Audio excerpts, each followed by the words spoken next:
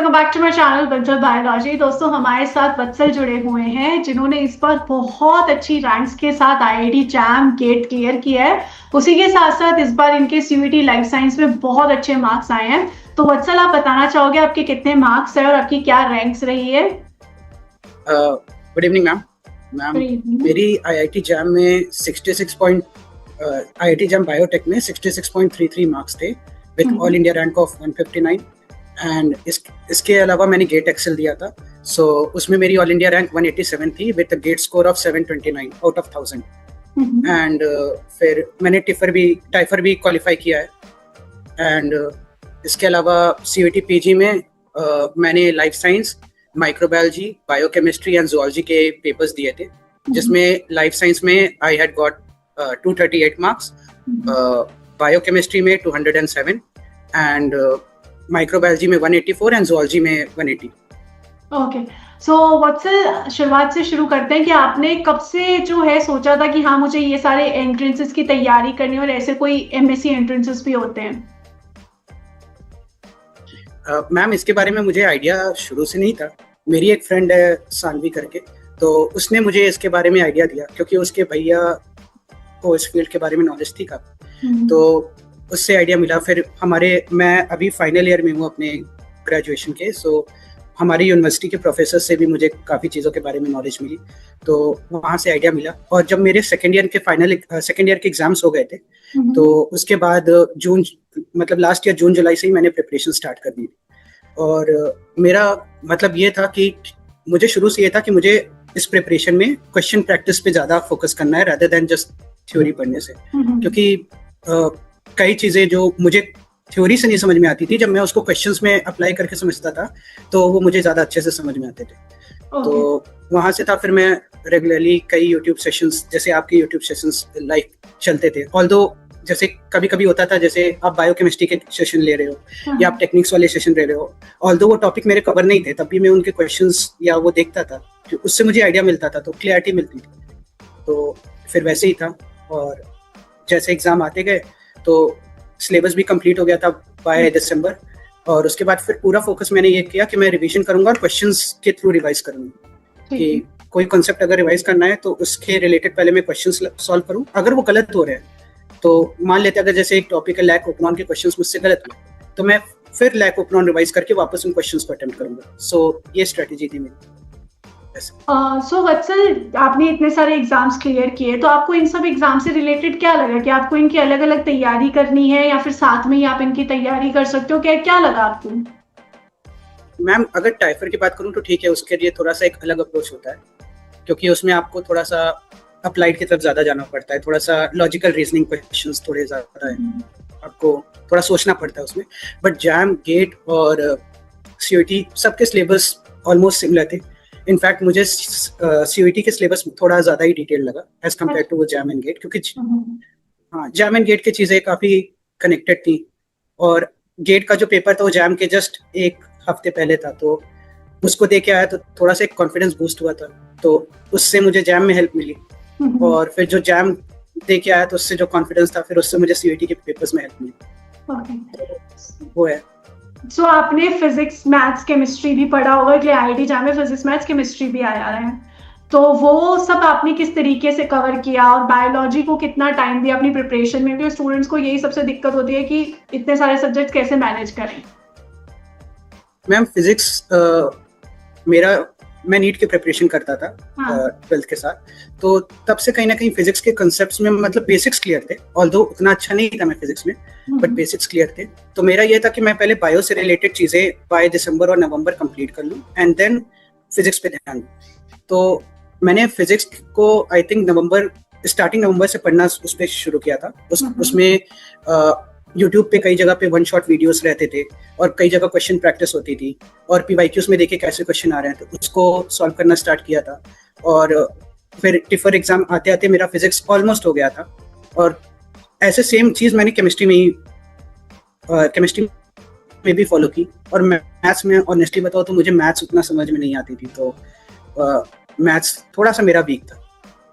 Okay, सो आपने मतलब physics, chemistry अच्छे से पढ़ी, बायोलॉजी अच्छे से पढ़ी और मैथ्स थोड़ा वीक रहा।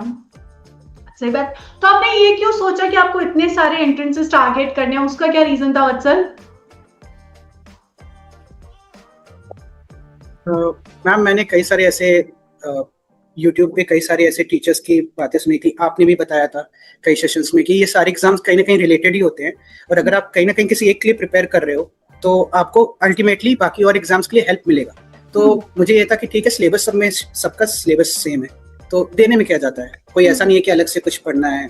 तो इसलिए मैंने डिसाइड किया कि नहीं, सभी एग्जाम्स को देना चाहिए और देखते हैं कि कहाँ स्टैंड कर रहे हैं। तो एक अपना भी रियलिटी चेक मिलता रहता है कि नहीं प्रिपरेशन कैसी जा रही है, क्योंकि मुझे नहीं लगता कि अगर मैंने टिफर नहीं दिया होता तो मेरे हिसाब से ये सब भी उतने अच्छे से नहीं जाते, क्योंकि टिफर एग्जाम टाइफर में भी कुछ ऐसी गलतियां हुई तो मुझे रियलाइज हुआ कि नहीं, मुझे कहाँ इम्प्रूव करना है, कहाँ मेरा कॉन्फिडेंस ज्यादा है या कहाँ मुझे गलतियां हो रही है। और प्लस ये सीबीटी मोड एग्जाम होता है तो उसमें भी फैमिलियरिटी डेवलप करने के लिए आप जितने ज्यादा प्रैक्टिस टेस्ट दोगे या जितने एग्जाम्स दोगे उस मोड में, तो आपको आइडिया मिलेगा कि ओके सिस्टम पे दे रहे हैं तो क्या उसमें क्या चीजें हमें ध्यान रखनी होती हैं। क्योंकि अब जनरली हम लोग मॉक टेस्ट जो देते थे वो फोन पे देते थे, लेकिन जब आपने वहां पे कुछ सिस्टम पे कुछ पेपर्स दिए होंगे तो आपको एक आइडिया मिलता है जो एग्जाम में अल्टीमेटली आपको कई चीजों के लिए स्ट्रेस हो जाता है कि ओके मेरा सिस्टम नहीं ठीक से काम कर रहा या ये ऑप्शन ठीक से सेव हुआ है कि नहीं। तो वो सब जब चीजें आइडिया रहता है और वो आइडिया मिलता है तो वो हेल्प करती हैं चीजें। सो वत्सल, अब आपने अपनी प्रिपरेशन जब से भी शुरू की तो आपने बायोलॉजी को, केमिस्ट्री को, फिजिक्स को और मैथ्स को कितना कितना टाइम देते थे एक दिन में, क्या लगता था स्केड्यूल? मैम शुरू में जैसा मैंने बताया कि नवंबर तक तो मेरा फोकस पूरा बायो पे था, मुझे अपनी बायो पे क्योंकि मेरी बायो केमिस्ट्री वीक थी और थोड़ा सा टेक्निक्स वाला पार्ट भी मुझे कम समझ में आता था, तो उसमें बहुत टाइम दिया। बाकी मॉलिक्यूलर बायोलॉजी हो गया या इम्यूनोलॉजी और सेल बायोलॉजी जैसे टॉपिक्स हो गए, तो वो कहीं ना कहीं मुझे था कि ये मुझे आते हैं, इसके क्वेश्चंस भी बन जाते हैं, तो जो नहीं आता है उन पे मुझे फोकस करना है। तो मैंने बायो केमिस्ट्री और टेक्निक्स वाले जो पार्ट्स थे उस पर फोकस किया। और उसके बाद नवंबर से मैंने एक रूटीन बनाया कि ठीक है 2 घंटा मैं फिजिक्स को दे सकता हूँ, 1 घंटा मैं केमिस्ट्री को दे सकता हूँ। तो उसके रिगार्डिंग मैं यूट्यूब पे डिफरेंट लेक्चर्स और क्वेश्चन सेशंस देखता था, क्योंकि कई चीज़ें आपको जैसे मैंने बोला लेक्चर से समझ नहीं आती, तो कैसे क्वेश्चन सॉल्व हो रहे हैं उससे आइडिया लग जाता है। क्योंकि अल्टीमेटली कोई भी टीचर हो जब क्वेश्चन वो सॉल्व करता है तो वो बताता है उसके पीछे के कॉन्सेप्ट्स, तो आपको उससे आइडिया मिलता रहता है। तो वही था, तो मैं फिजिक्स और केमिस्ट्री को दिन में 3 घंटे ही देता था, उससे ज़्यादा नहीं देता था, क्योंकि अल्टीमेटली मैम बायोटेक में भी आपका मेजर पोर्शन बायो से आता है। अब अगर मैं उसको कम टाइम देके, अपनी स्ट्रेंथ को कम टाइम देके वीकनेस को ज्यादा टाइम दूं, तो मैम ये भी एक डर था ना कि क्या पता ओके वो चीज तो स्ट्रांग होगी लेकिन जो मेन आता है तो वो फिर कहीं ना कहीं लैक कर जाता है, तो इसलिए। और अब सीयूईटी लाइफ साइंस की स्पेसिफिकली बात करते हो कि उसमें आपके काफी अच्छे मार्क्स आए हैं, 300 में से 236, तो वो आप मुझे बता सकते हो कि मतलब किस तरीके से आपने सीयूईटी पे स्पेसिफिकली फोकस किया, क्या रीजन है कि आपने इतने अच्छा स्कोर किया, कि स्टूडेंट कैसे बेटर कर सकते हैं, इसके बारे में बताओ थोड़ा। मैम जैम का पेपर हो गया था 15 फेब के अराउंड, तो उसके बाद मैंने, क्योंकि उसके बाद सीयूईटी नेक्स्ट पेपर था, तो उसके लिए मैंने फोकस वही किया था कि मैं क्वेश्चंस पहले देखा पीवाईक्यू में कैसे आ रहे हैं, क्या उसका ट्रेंड रहा है, क्योंकि इसमें सीयूईटी पीजी लाइफ साइंस में ट्रेंड से मुझे ये पता चला कि टेक्निक्स पे बहुत क्वेश्चन आते हैं। उसके बाद फिर बायो केमिस्ट्री और ये सब चीज़ों पे ज़्यादा फोकस करने की ज़रूरत है, तो वो चीज़, वो क्वेश्चंस एनालाइज करके और क्वेश्चन प्रैक्टिस करके वो चीज़ पता चली। और फिर कई चीज़ें होती है जो आपकी ऑलरेडी स्ट्रांग होती हैं, जो वीक रहती हैं कई बार वो छुप जाती हैं, तो उनको सामने लाने के लिए आपको क्वेश्चन प्रैक्टिस से हेल्प मिलेगी कि मैंने क्वेश्चंस प्रैक्टिस किए, पीवाईक्यू सॉल्व किए, जो कहीं ना कहीं वीक रह गए थे। कुछ टॉपिक्स होते हैं कि आपको कम समझ में आते हैं तो उनको बार बार रिवाइज किए। जैसे कि जीन रेगुलेशन वाला पार्ट था, वो मुझे थोड़ा सा कम समझ में आता था, और जैसे मैंने टेक्निक्स वाला पोर्शन बताया या तो वैसे कुछ चीज़ें थी तो उनको मैंने रिवाइज किया। और उसके अलावा क्वेश्चन प्रैक्टिस ही मेरा पूरा एक सेंटर रहा था प्रिपरेशन के टाइम पे, कि अल्टीमेटली थ्योरी सब पढ़ते हैं लेकिन सब कहाँ लैक करते हैं वो होता है क्वेश्चन प्रैक्टिस। सबको लगता है नहीं थ्योरी पढ़ा है मुझे सब आता है, क्वेश्चंस में आप जब तक आप अपनी नॉलेज को अप्लाई नहीं करोगे तो आपको नहीं, मतलब आप अच्छा नहीं कर पाओगे। आता सब है लेकिन आपको कैसे अप्लाई करना है वो भी देखना पड़ेगा। और लाइफ साइंस में सीयूईटी में जो ट्रेंड्स आप देखते हैं तो आपको ये दिखता है स्टेटमेंट बेस्ड क्वेश्चन बहुत ज्यादा रहते हैं, असर्शन रीजन टाइप। और इस बार तो मैम इन्होंने हमें ये देखने को मिला था कि सीक्वेंस बेस्ड क्वेश्चन बहुत ज्यादा थे, कि आपको सही सीक्वेंस जज करना है चीजों का। तो वो सब चीजें जब तक आपने ऑलरेडी उस चीजों पे बेस्ड क्वेश्चंस नहीं सॉल्व किए होंगे तो तब तक आपको उनमें कॉन्फिडेंस नहीं आएगा। डेफिनेटली। तो वही सारी की चीज थी। सो वत्सल, इसके अलावा मैं आपसे ये भी पूछना चाहूंगी कि आपने पीवाईक्यूज ही सॉल्व किए थे, और स्पेशली कौन कौन से एग्जाम के पीवाईक्यूज सॉल्व किए थे ये भी, और पीवाईक्यूज के अलावा और कौन कौन से क्वेश्चन सॉल्व किए थे? मैम पीवाईक्यू से स्पेसिफिकली जैसे सीयूटी तो अभी 2-3-4 साल से ही सीयूटी पीजी हो रहा है, उसके पहले सब यूनिवर्सिटीज अपने अलग एग्जाम्स कराते थे। तो मैंने जैसे यूनिवर्सिटी ऑफ हैदराबाद का अपना एक अलग पेपर होता था, और जेएनयू के अलग पेपर्स होते थे, वो सॉल्व किए थे। इसके अलावा जैम और गेट का मैंने आपको बताया ही था, वो सॉल्व किए थे मैंने। और कुछ क्वेश्चंस मैंने गेट एक्सेल के तो करता ही था, गेट बीटी के भी किए थे, क्योंकि वो थोड़ा सा अलग लेवल का होता है एक्सेल से, तो उसके भी किए थे। और बाकी डिफरेंट प्लेटफॉर्म्स के जो उस पे जो क्वेश्चन सीरीज चलती रहती थी वही मैं देखता था। और मैं लाइव नहीं देखता था, मैं रिकॉर्डेड ही देखता था, क्योंकि तब आप अपने पेस के साथ उसको एडजस्ट कर सकते हो। तो वो था 2x 1.5x जिस हिसाब से आपको करना है तो आप कर सकते हो। और वत्सल, जब आपको लगता था कि यार ये क्वेश्चंस तो ना मेरे से नहीं बन रहे, ये गलत हो रहे हैं, या फिर मेरे को आता हुआ गलत हो रहा है, तो इन सब के क्वेश्चंस के साथ फिर आप क्या करते थे? मैं उनको एक जगह लिख लेता था, या तो फिर आज टेक्नोलॉजी है तो मैं स्क्रीनशॉट लेके उनको सेव कर लेता था। और फिर अगर मुझे कहीं किसी बुक में या किसी ऐसे यूट्यूब पे उसका सोल्यूशन मिल रहा है तो ठीक है, नहीं तो मैं जेमिनी से पूछता था, तो उधर से आइडिया मिल जाता था। फिर उधर से उसको रीड करके फिर अगर अप्लाई करता था तो सही हो जाता था। तो ये स्ट्रेटेजी थी मेरी। और स्पेसिफिकली कुछ टॉपिक्स जैसे जो मैम याद करने वाले टॉपिक्स होते थे, जैसे मैम डिसीज वाला या डिसऑर्डर वाली चीजें, माइक्रोबायोलॉजी में स्पेसिफिकली आपको याद करने पड़ते हैं कि कौन सा ऑर्गेनिज्म कौन सी डिसीज कॉज करता है, या फिर फर्मेंटेशन के प्रोडक्ट्स, ये सब चीजें। तो उसको लिख के याद करता था मैं, क्योंकि वो आपको लगता है कि एक बार पढ़ लिया है, नहीं वो जब तक आप लिखोगे नहीं आपके दिमाग में नहीं होता। तो 3-4 बार ऐसे लगातार लिख के, स्पेशली वो एंटीबायोटिक्स वाला पार्ट जो था, जिसमें आपको डिफरेंट एंटीबायोटिक्स उनके रोल्स, तो उन सब चीजों को मैं लिख के याद करता था। और मेरा फोकस ये था कि मैं कितनी ज्यादा बार उसको लिख सकूं। मैं 2 बार देख के लिखता था, उसके बाद मैं रिकॉल करने की कोशिश करता था। फिर अगर रिकॉल नहीं हुआ तो ठीक है, वापस देख लेंगे। सो आप लिख के नोट्स बनाने में, लिखने में, इन सब चीजों में आपने काफी मेहनत किया, आप उसमें काफी बिलीव करते हो। ओके एंड वत्सल, आपने जो लास्ट 1 महीना था वो आपने स्पेसिफिकली सीयूईटी को दिया होगा, जैम होने के बाद से सीयूईटी का टाइम वो उसमें दिया था। तो उसमें आपने सिर्फ क्वेश्चन प्रैक्टिस ही की थी, या फिर उसके अलावा रिवीजन भी करते थे, या फिर कुछ न्यू टॉपिक्स भी पढ़े थे? मैम कुछ न्यू टॉपिक्स पढ़े थे, ऑफ कोर्स कुछ चीजें एक्स्ट्रा थी, जैसे मैंने बोला, स्पेशली थोड़ा सा प्लांट्स वाली चीजों को लेके, क्योंकि बायोटेक में प्लांट्स के स्पेसिफिक कुछ चीजों को मैंने स्किप किया था, तो उनको मैंने देखा था। और माइक्रोबायोलॉजी, मैंने जो माइक्रोबायोलॉजी का पेपर भी दिया तो उसके लिए मुझे एक्स्ट्रा पढ़ना ही पड़ा। ज़ूलॉजी के लिए भी कुछ डेवलपमेंटल वाला पार्ट मुझे एक्स्ट्रा देखना पड़ा, ऑल्दो मैम ज़ूलॉजी का पेपर बहुत टफ आ गया था। उसी वजह से मेरा स्कोर उसी में वही मेरा सबसे खराब गया था। तो उस वजह से बाकी लाइफ साइंस से रिलेटेड मैंने उतना कुछ खास नया नहीं पढ़ा।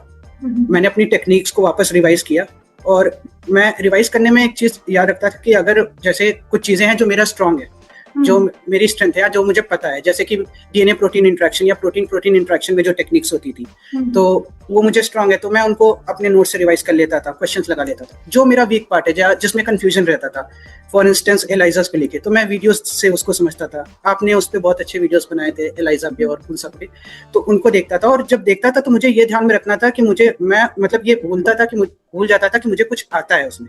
मैं एकदम बेसिक से समझने की कोशिश करता था, क्योंकि जब हमें ये लगता है कि अरे ये आता है, तो आप कई बार कुछ इंपॉर्टेंट पॉइंट्स को मिस कर जाते हो, तो वहीं पे आप लैग करते हो। तो मैं जब समझता था तो मैं कोशिश करता था कि मैं ये सोच के बैठूं कि नहीं, मुझे इसमें कुछ नहीं आता है, मुझे वापस से चीजें सीखनी है, तो उससे हेल्प मिलती थी। तो ये मेरी स्ट्रेटेजी थी। सो वत्सल, व्हाट्स योर प्लान नाउ? क्योंकि आपका गेट में भी अच्छी रैंक है, आईआईटी जैम में भी अच्छी रैंक है, सीयूईटी में भी लाइफ साइंस में बहुत अच्छी रैंक है, तो क्या प्लान है? मैम प्लान यही है कि आगे मास्टर्स करना है, अच्छे इंस्टीट्यूट से करना है, और उसके बाद फिर I would go for MTech, और एमटेक करके मुझे इंडस्ट्रीज में जाना है। क्योंकि मेरा गेट स्कोर अच्छा है, और GATE score is valid for 3 years, so I can easily get admission in various IITs to that. So after completing my masters, I'll prefer to do MTech from a good IIT or other institutes. So मतलब plan clear है कि MSc करना है, MTech करना है और industries में जाना है। So that's really Yes, great ma'am. कि बीएससी के लेवल पे ही आपको इतना क्लैरिटी है. दैट्स कुडोस, वेरी गुड वत्सल.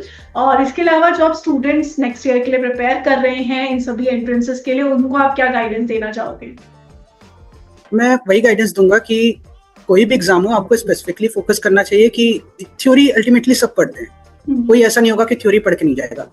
जहां वो बात आती है वो होती है प्रैक्टिस में कि किसने कितना प्रैक्टिस किया है या किसकी कितनी एफिशिएंसी हो. मैं मॉक टेस्ट लगाता था और ऐसा नहीं है कि मैं दिन भर मॉक टेस्ट लगाता था. मैं दिन में 3 मॉक टेस्ट लगाता था. सीयूटी के लिए मैं बात करूं तो उससे मुझे ये आइडिया मिल गया था कि हाँ, एक तो आपको स्पीड में भी हेल्प मिलती है कि अगर पेपर लेंदी आ गया तो आपको 75 क्वेश्चन उसमें करने हैं. जैम में तो तब भी 60 करने हैं, तो आपको उसमें 75 क्वेश्चंस करने हैं और वो भी 1 आवर में करने हैं.